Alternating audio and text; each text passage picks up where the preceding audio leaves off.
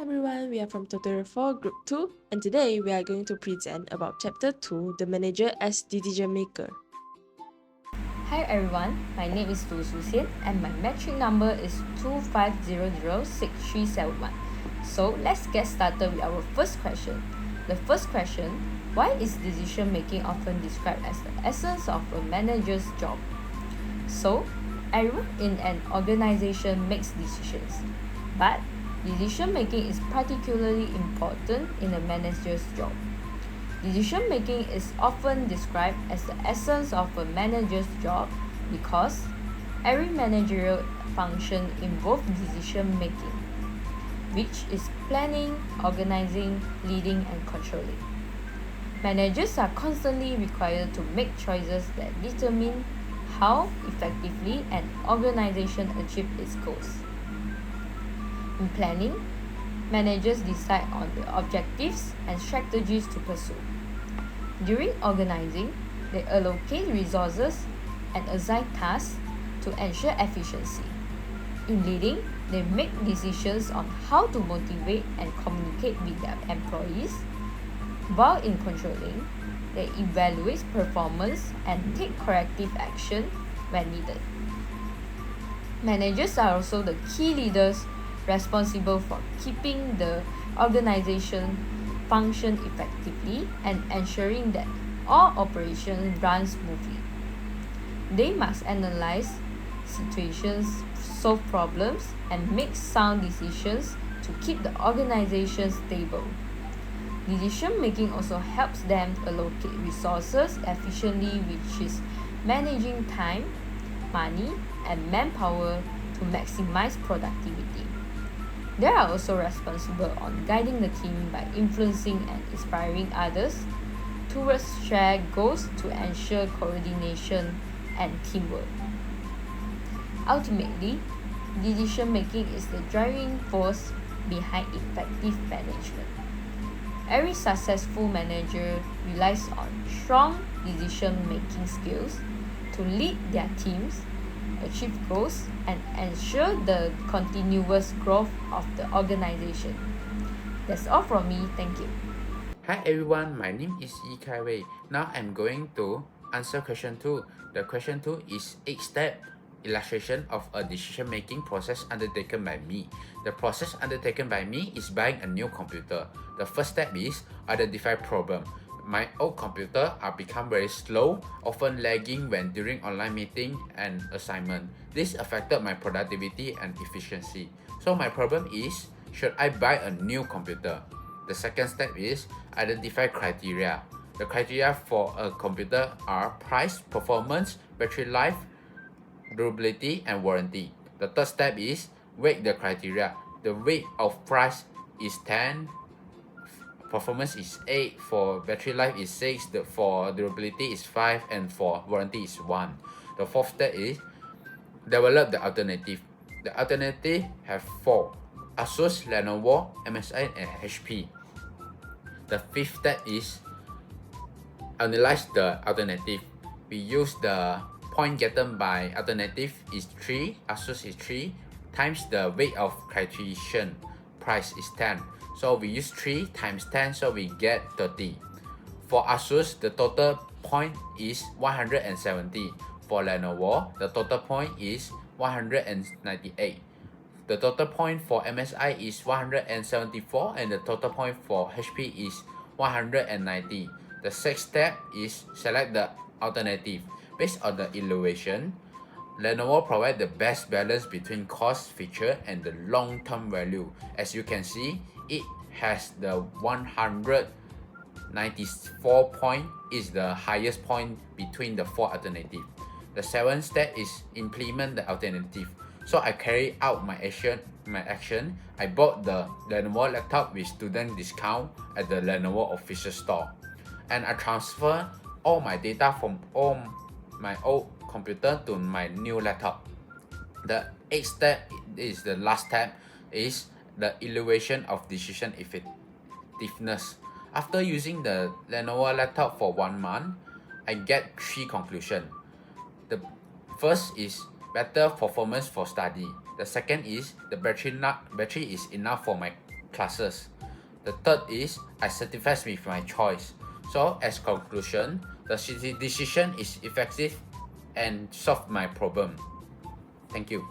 Hi, my name is Stanley Wen, and today I'm going to explain whether bias plays an important role for a CEO or a first-line manager. My answer is yes, bias definitely plays an important role. This happens because decision-making is personal while managers are humans, so their feelings, habits, past experience and assumption can influence how they see a situation. Unlike machine, people cannot process every piece of information perfectly, so bias naturally appears.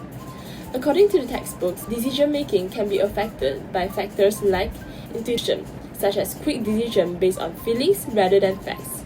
Besides, bounded rationality. Managers cannot consider all information, so they simplify choices.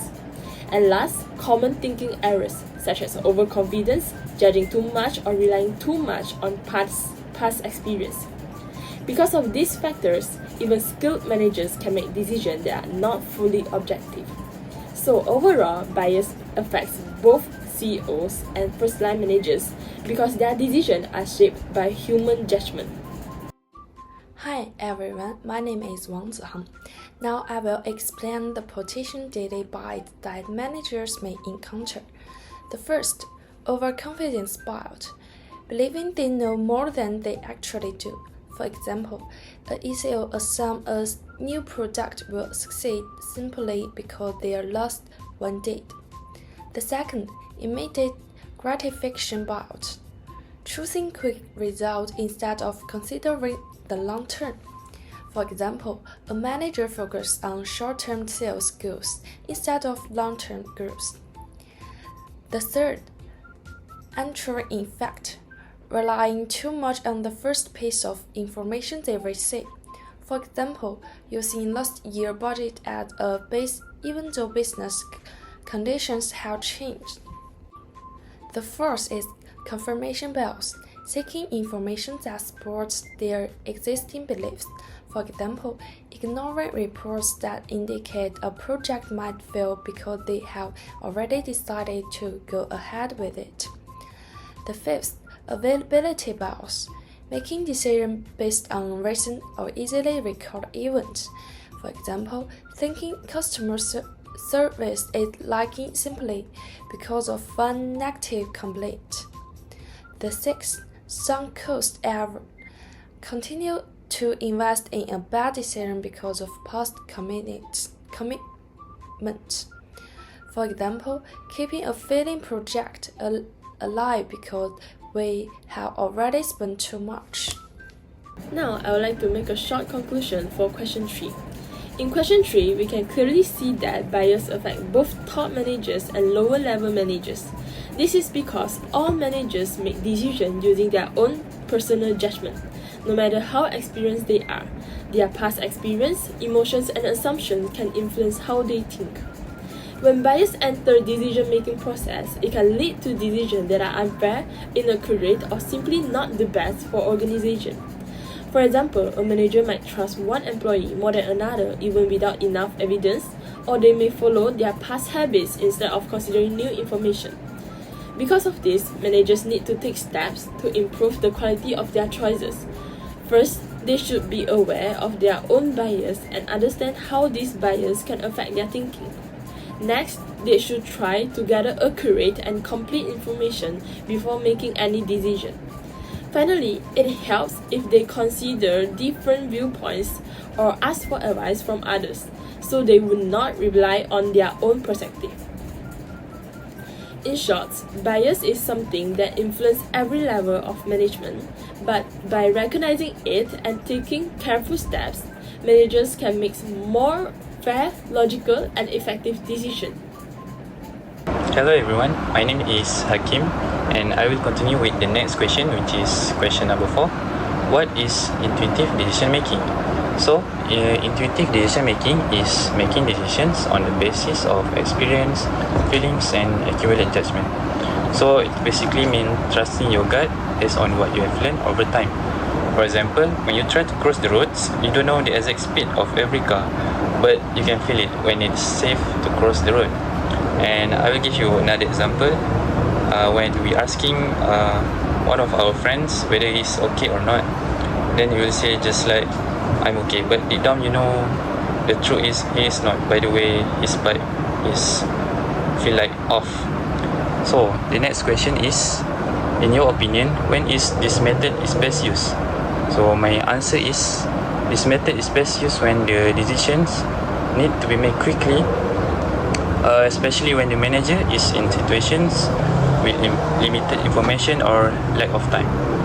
For instance, when a manager interviews these two candidates with similar qualifications, but then it feels like this one candidate feels more trustworthy or confident based on the subtle cues that he's given.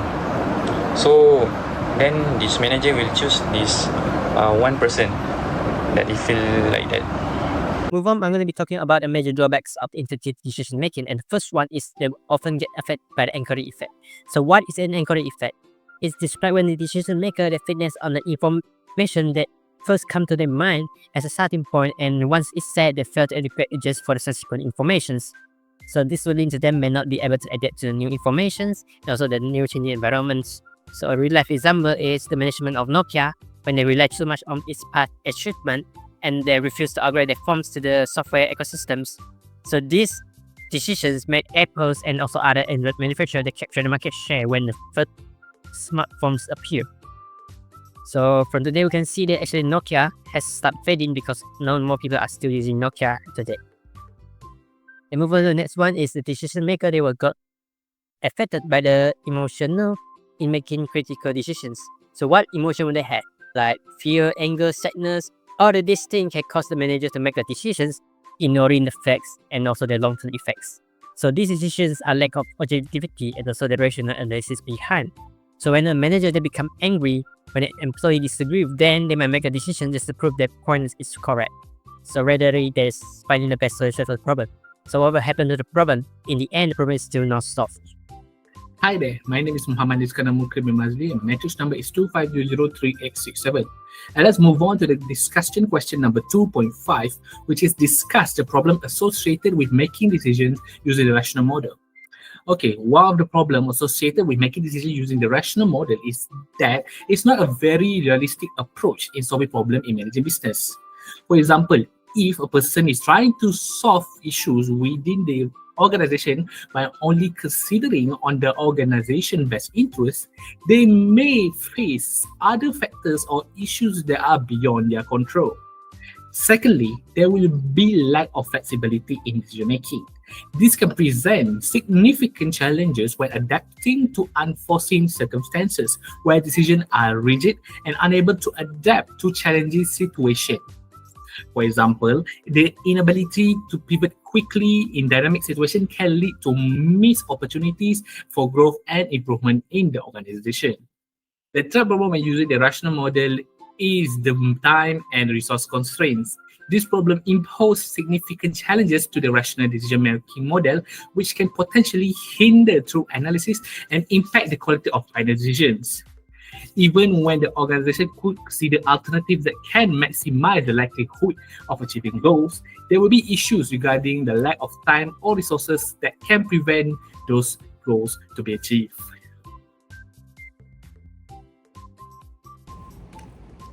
UPS transports more than 20 million packages and documents to more than 220 countries and territories. Efficiency and uniformity have always been important to UPS. Work rules, procedures, and analytic tools are continually stressed to drivers through training and retraining. Each UPS driver makes an average of 120 stops per day.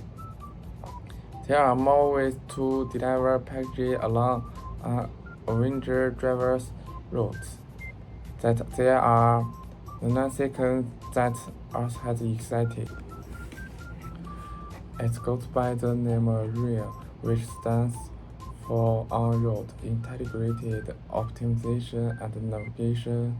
The efficiency challenge its decision the best order to make out of taking into consideration variables such as special delivery times, route regulation, and prevent route.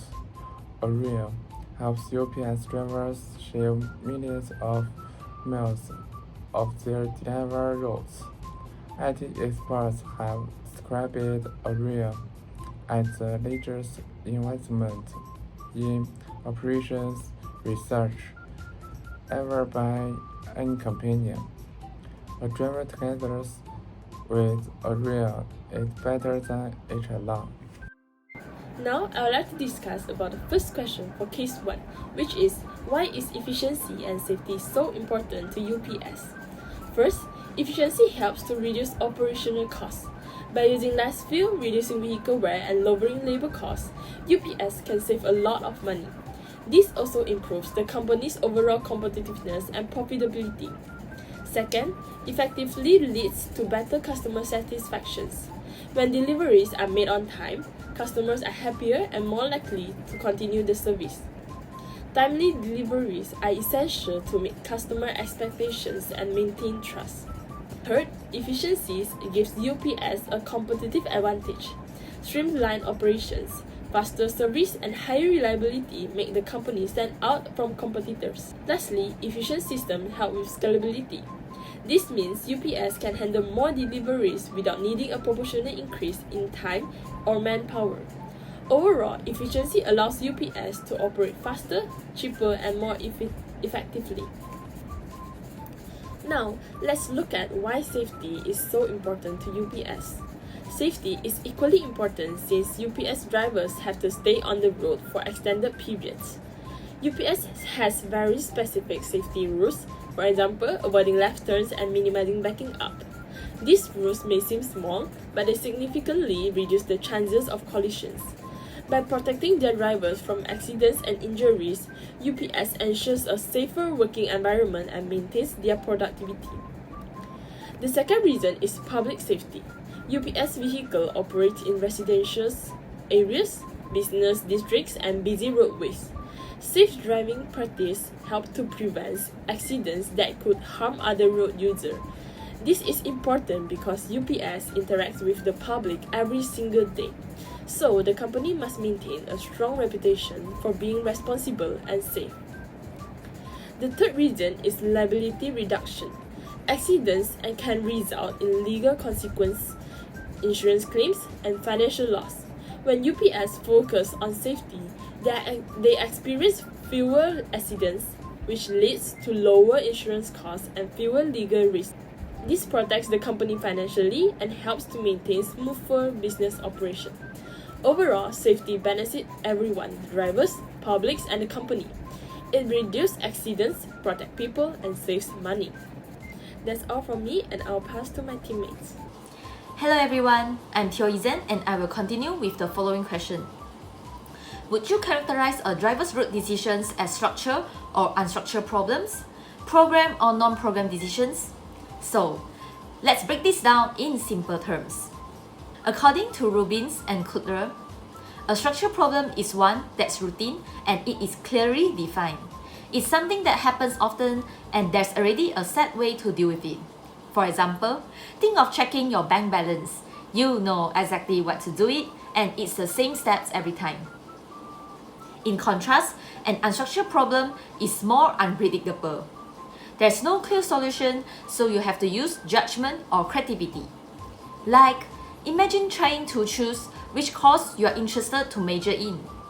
There's no right or wrong answer. You have to think, analyze, and decide based on different factors and mostly your own preference.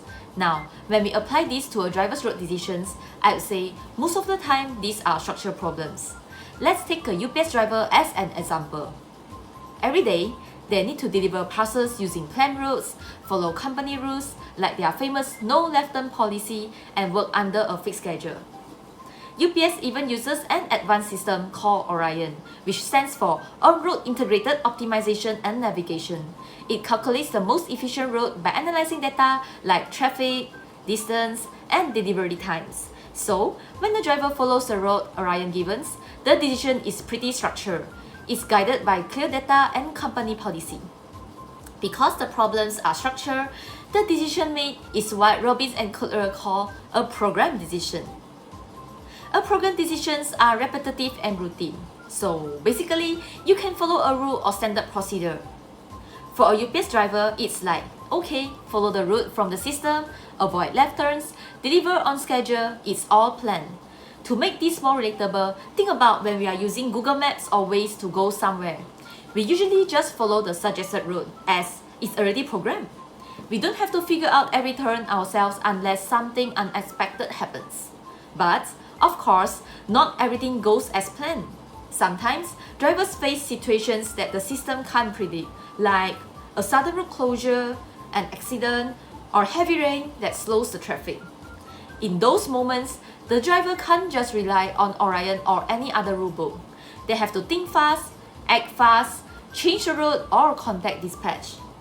This kind of situation is what Robbins and Kotler describe as an unstructured problem, and the decision made in that case would be a non-programmed decision. Non-programmed decisions requires human judgment, experience, and flexibility because there's no fixed procedure to follow. So, to summarize my explanation, most of the time, a driver's road decisions are structural problems because they are usually routine and guided by data or company procedures. These lead to program decisions which are based on established rules and systems like the Orion system. But occasionally, when something unexpected happens, like traffic jams, a bad weather, or sudden road closures, the situation becomes unstructured, requiring non-programmed decisions that depends on human thinking. As a finance student, I think of it similar to financial planning. We have structured decisions such as monthly budgeting, routine, predictable, with clear steps. But sometimes, markets change suddenly or new opportunities come up and we need to make an unstructured, a non-programmed decisions that relies on judgment and own analysis. So, even though a driver's job seems routine, it actually combines both types of decisions. The programmed ones guided by system and the non-programmed one that relies on human judgment when unexpected things happen. Thank you for listening. Hi everyone, I'm Wang Zihang. Now I will continue. How would our technology help drivers make better decisions? First, identify the problem. Drivers need to choose the most effective route among billions of possible alternatives. Already identify this problem clearly by analyzing all constraints. The second, generating alternatives. Drivers cannot think of all possible routes themselves, but Orion can. The system calculates tons of route combinations and shows drivers some good options. The third, evaluate alternatives. Orion analyzes each potential route using variables such as special delivery time windows, road regulations, private roads, distance and fuel use. It evaluates which alternatives save the most time and miles. The fourth is choosing the best alternative. Instead of searching for just one perfect route, Orion refines solutions over time to balance speed, consistency, and efficiency, allowing the driver to choose the best route recommended by the system. Fifth, implementing the decision. Drivers follow Orion's recommended route when performing deliveries. UPS monitors whether drivers use Orion or the older method and asks drivers to justify deviations. The sixth, review the decision. Orion tracks performance each day and improves through continuous data input. UPS analyze driver feedback and system results to further adjust the algorithm. In summary, Orion helps drivers by automating route evaluation, reduce uncertainty, increasing consistency, and ensure decisions are data-driven rather than intuition-driven. This leads to fewer miles driven, lower fuel costs, and more efficient deliverance. Alright, we go to the next question, which is how is UPS being a sustainable corporation? So first, it demonstrates sustainability through a focus on efficiency and environmental responsibility. So this Orion technology assists UPS in decreasing the total miles driven, saving fuel, and lowering greenhouse gas emissions. The second point is safe driving. This can reduce number of accidents and wear and tear costs on the vehicle they have used. Also extending the life of the trucks used for deliver the package. So the third point is efficient delivery. They show that company values responsible performance toward their customer to keep the company goods. So it also saving resources, minimizing waste, and shrinking its carbon footprint. Because as we all know, that this Orion technology that can show the shortest route for a destination. So that's all from me. Thank you. Hi there, it's me Lusuce again. I will be summarizing the first 5 points of Case 2, which is the business of football. And the name of the topic is Manchester City Football, Big City Champions. Firstly, Manchester City is known for its unusual pre-match ritual. While most football teams spend their final minutes in the locker room and listening to motivational speeches, but Manchester City Football Club players does something different. They spend 15 minutes with their performance analysis team instead of coach.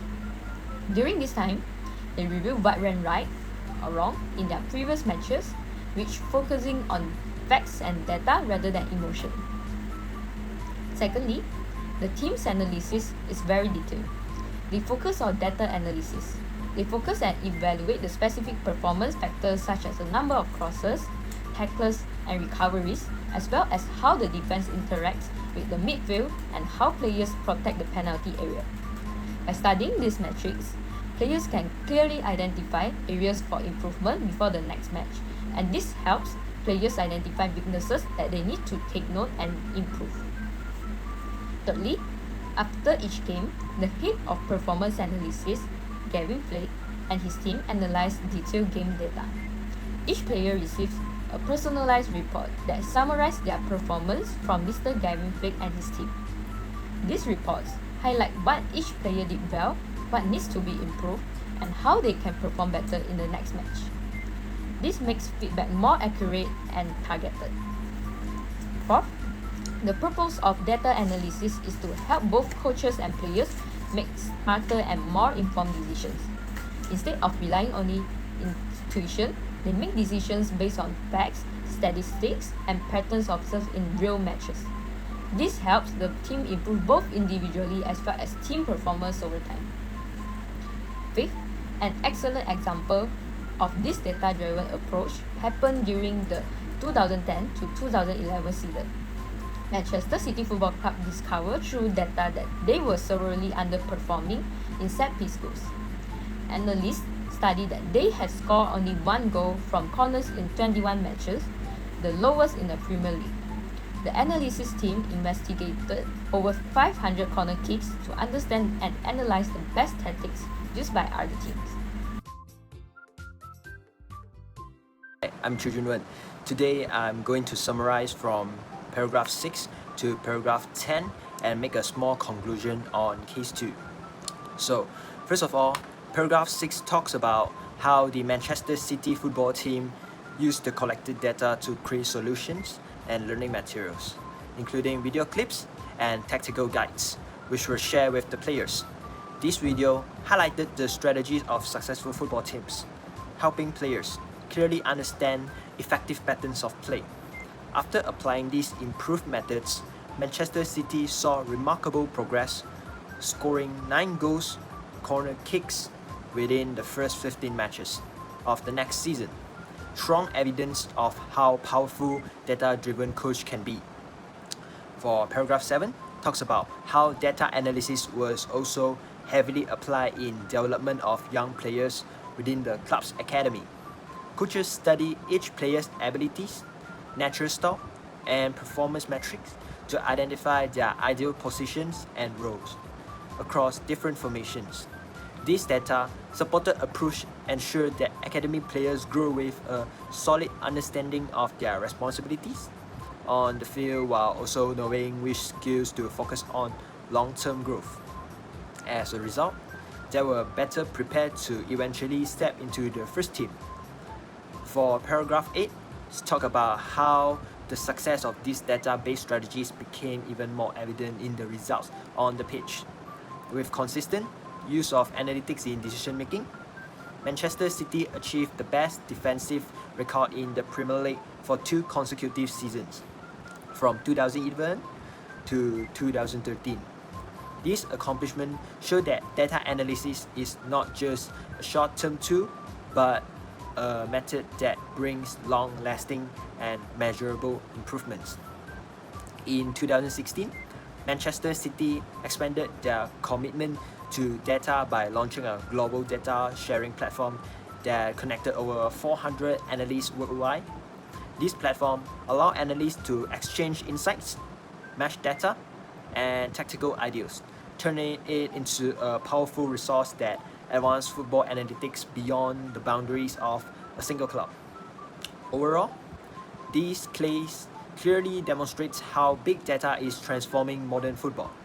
Instead of relying on experience or intuition, football clubs now depend on data to guide their decisions. Big data helps coaches reduce uncertainty, improve training effectiveness, and build long-term competitive advantages. Okay, so for conclusion, Manchester City's experience proves that data is more than just statistics. It is a richer decision-making tool that helps teams train smarter, play better, and achieve sustainable success. That's all for me. Thank you. Hi there, my name is Muhammad Iskandar Mukri bin Mazli and my matrix number is 2503867. And let's move on to the question 2.15 for the case study number 2. The first question is, what type of decisions are made by football managers? According to the chapter 2 of Fundamental of Management textbook, decisions are divided into 2, which are programmed and unprogrammed decisions. When a football manager deals with familiar and recurring operational issues, they engage in a programmed decision approach. This is defined when a football manager deals with familiar problems, they engage in a repetitive decision that can be handled using a routine approach. For these routine problems, managers rely on established procedures, rules, or policies to simplify their choices. The critical benefit is that manager does not need to go through the full decision-making process, saving the time and effort. Even though the decision is solved using a program process, using the right one increases the probability of a desirable outcome. Football managers also constantly rely on unprogrammed decisions because they are often used to solve problems that are new or unusual. These are unique and non-recurring decisions that require a custom-made solution. Unlike routine tasks, there are no pre-existing answers to follow, which inherently requires the manager's ability to go through the whole decision-making process. When making these critical high-level unit choices, such as integrating a novel information or managing unexpected league-wide crisis, it is vital that a good decision should be judged by the process used, not the result achieved. This focus on process increases the probability of success when facing factors outside of their control. Okay, let's move on to the second question, which is if these decisions are structured or unstructured problems.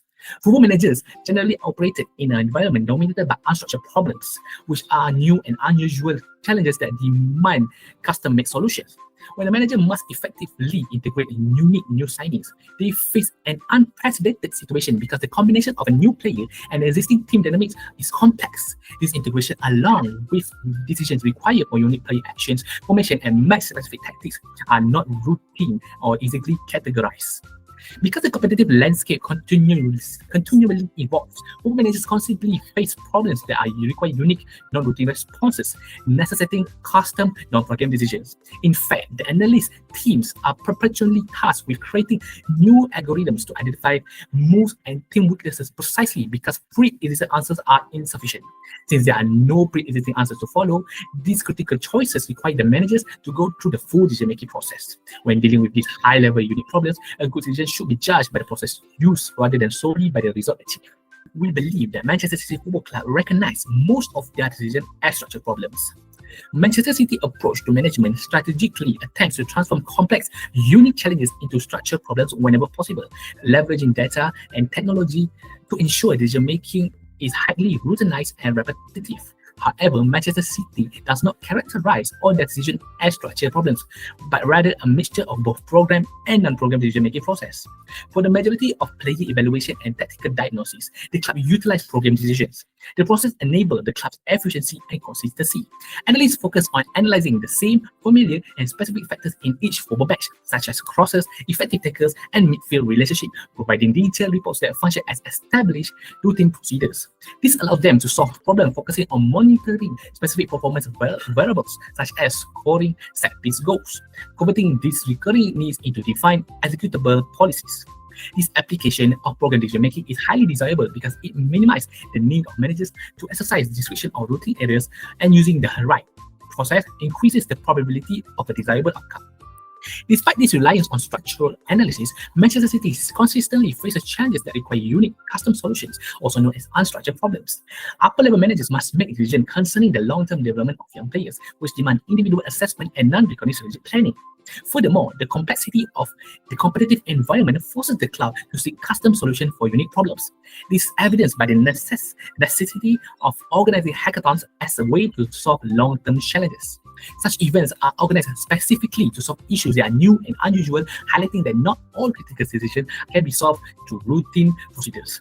In these complex areas, a good decision should be judged by the process used, not the result achieved. Therefore, while Manchester City maximize structure in performance analysis, their most critical strategic decisions remain inherently unstructured. Hi, my name is CIB1001. Now I'm going to continue question 16. Describe how football manager can use big data to make better decisions. Firstly, rationality. Big data provides statistics such as player speed, goal rate, performance, and endurance of the player.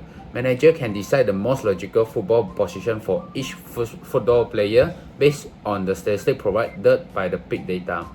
Secondly, bounded rationality. There are many limitations that limit manager to give ideas and make decisions, such as available information and time constraints. Big data analytics can simplify huge amount of data into a conclusion, so manager can make better and faster decisions for the football games. Thirdly, intuition. Manager often will make decisions based on their experience and intuition. Big data can support their intuition and reducing the probability of emotional and partiality decisions. Lastly, evidence-based management. Manager can make decisions based on their experience data, statistics, and past performance report instead of guessing.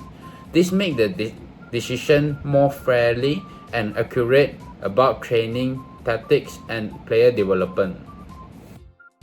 Now I'm going to continue with the question 17. What types of conditions are more likely to influence the performance analyst team's work? Uncertainty, certainty, or risk? Firstly, I think it's uncertainty.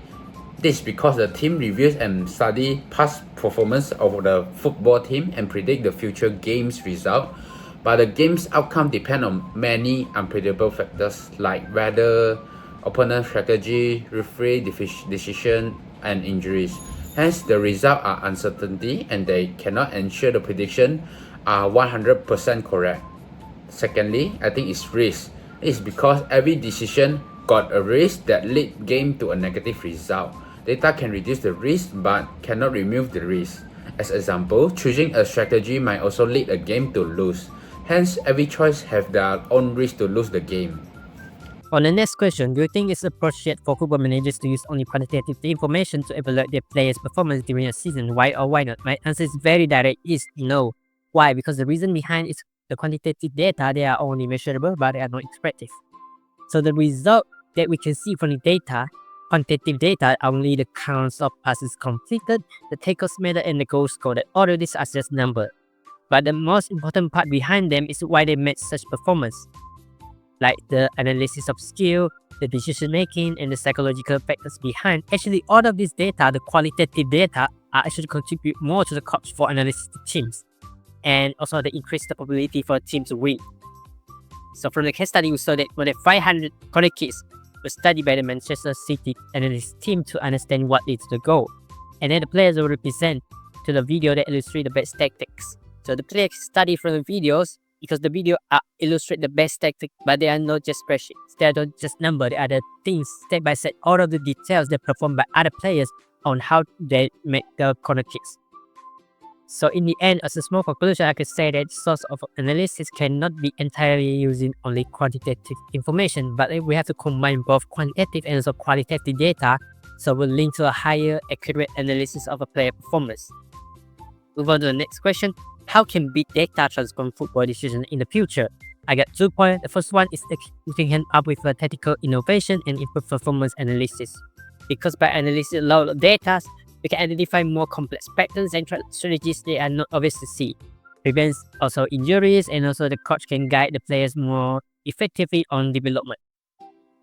So the global hackathon actually could create algorithms that identify new moves, passes, running, and also other things that are not available at that time. So all of these new skill, when the player use them in the real match, the opponent might not know how to defend for this because all of these things new. So increase the chance for them to win the match. So in summary, all of the big data were used to find new data, proven tactics and strategies. They will give the teams an advantage to compete in the match with that quantum. And the next one is we can support personalized training and also to develop more new talent in the future. Because each performance of the player is recorded and then analyzed by the AI. The AI could give the things about something like the merit mark for each skills. So we can see from each player which they are good at and which they are bad at. If you can see a player good at attacking, then you assign him to the attacking part, which will then the team for higher structured teams, leading to a higher winning chance.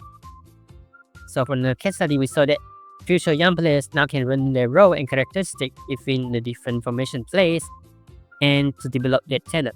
So all of this big data actually used is a test in the young team development, which will integrate more and more people into the first team formations.